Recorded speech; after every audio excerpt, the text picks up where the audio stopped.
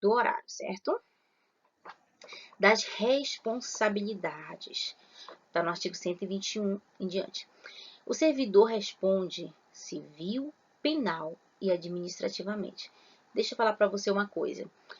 O servidor que comete apenas uma infração, ele pode responder várias sanções. Uma única infração cometida enseja ao servidor vários tipos de sanções. Isso é sério. A responsabilidade civil, ela decorre da omissão ou da comissão, dolosa ou culposa. Eu vou falar mais adiante da responsabilidade de cada um. A responsabilidade penal abrange de crimes e contravenções penais. A responsabilidade civil administrativa resulta do ato omissivo ou comissivo praticado no desempenho da função ou do cargo.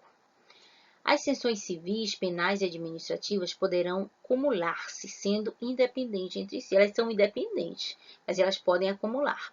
Em alguns casos também, elas se comunicam, mas eu vou falar isso mais adiante.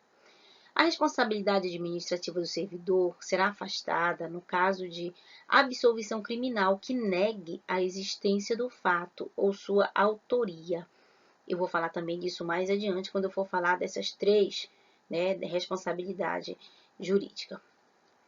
Certo? Dever de apurar.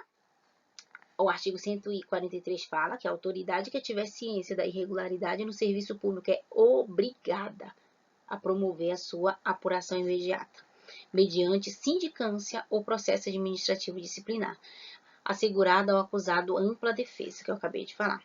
Então, o administrador, ele está vinculado, né? Não é porque ele pode ser amigo íntimo ou ser conhecido daquele agente que cometeu a infração, que ele vai falar assim, poxa, mas eu tô com pena, eu não estava querendo.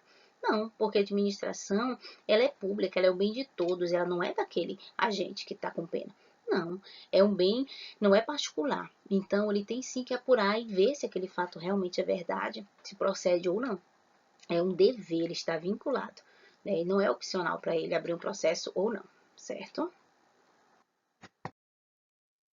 Agora eu vou falar com vocês, eu vou entrar um pouquinho, né? Fazer a introdução do PAD propriamente dito, né? Noção de direito administrativo disciplinar. O que é, afinal de contas, o PAD, como é que ele se dá, né? Eu vou explicar para vocês agora. O PAD. O PAD é uma competência que a administração pública tem para impor modelos de conduta para os seus agentes, né? Com o objetivo de manter a regularidade em sua estrutura interna na execução da prestação de serviços públicos. Ou seja, os servidores, eles têm a obrigação de agir em conformidade com a lei e com os princípios que regem também, né, a administração pública. Caso, né, algum deles cometa algum tipo de ilícito, esse agente ele vai ser responsabilizado pelos seus atos. Então, o PAD ele é uma forma de punir, penalizar aquele agente que comete os atos proibidos que eu acabei de ler, né? A Lei 8.112 fala que é proibido ao servidor. Se você vai lá e faz, afronta, e você vai ser penalizado por causa que você cometeu um ilícito, certo? Então, essa lei, o PAD ele vem para falar assim, olha, você não pode fazer o que é proibido, mas se você fizer, você vai responder processo e você vai ser responsabilizado por isso, até mesmo para manter essa questão da regularidade na estrutura interna. Poder dever do Estado de apurar a conduta do servidor.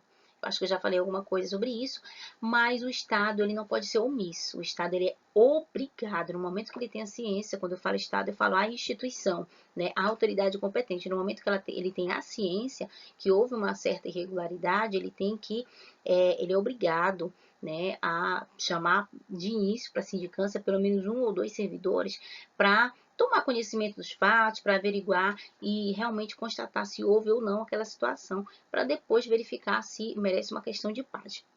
Então, serve para responsabilizar o agente, né? Eu acho que eu já li isso aqui. Observação. Já falei disso aqui também.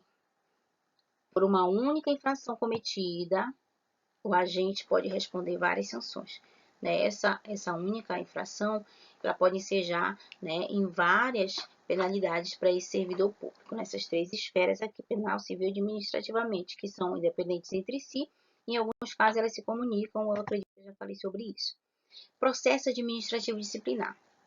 O PAD, ele é regido por princípios próprios, ele tem os princípios específicos, não é o LIMP que eu falei lá atrás, não, são princípios específicos, que são o princípio do informalismo moderado, princípio da verdade material, princípio da presunção de inocência, da motivação, do devido processo legal e da ampla defesa.